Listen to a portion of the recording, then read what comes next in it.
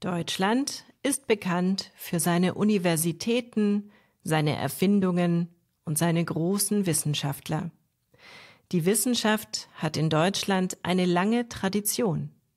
Schon im Mittelalter gab es berühmte deutsche Gelehrte. Einer von ihnen war Albertus Magnus. Er lebte im 13. Jahrhundert und war einer der ersten Wissenschaftler, der versuchte, Naturgesetze genau zu beobachten und zu verstehen. Man nannte das damals einen Gelehrten.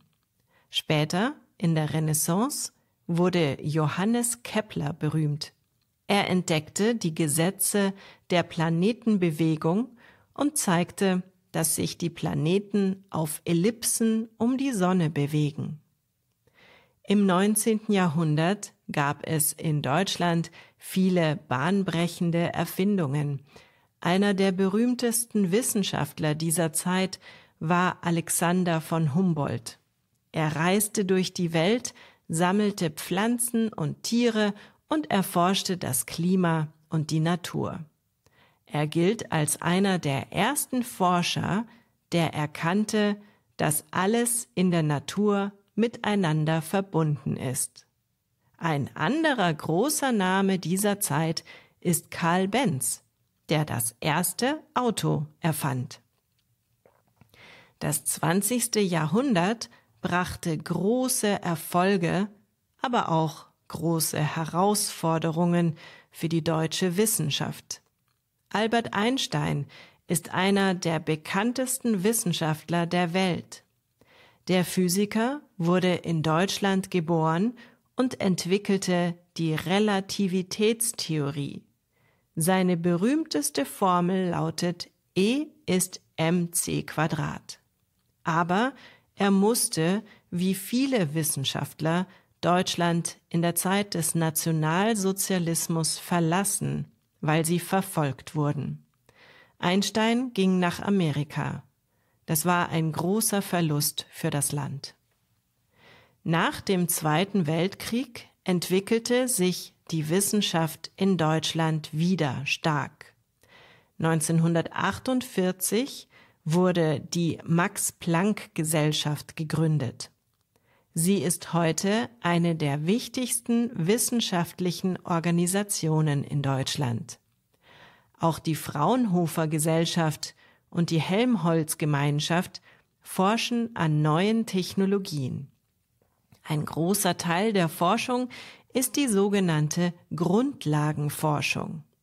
Man versucht also nicht, etwas zu entdecken, mit dem man vor allem Geld verdienen kann. Vielmehr versucht man, die Dinge von Grund auf zu verstehen und Zusammenhänge zu erkennen.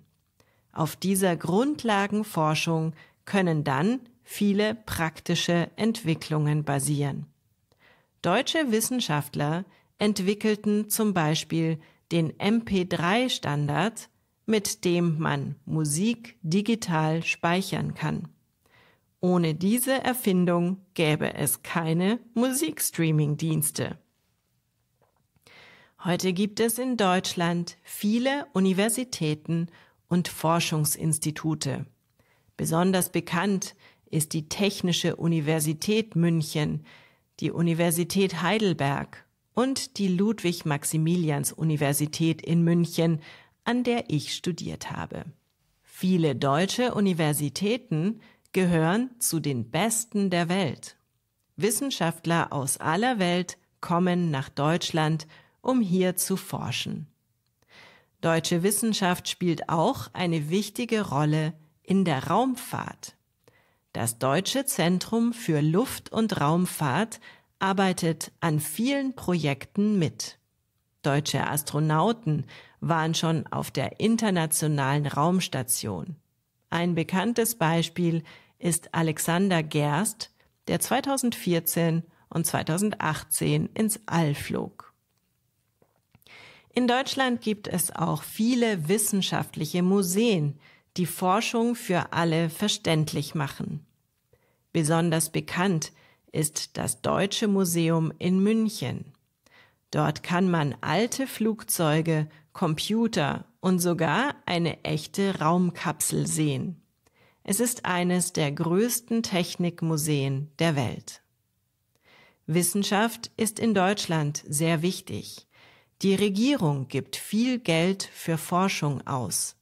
2022 waren es 121,4 Milliarden Euro.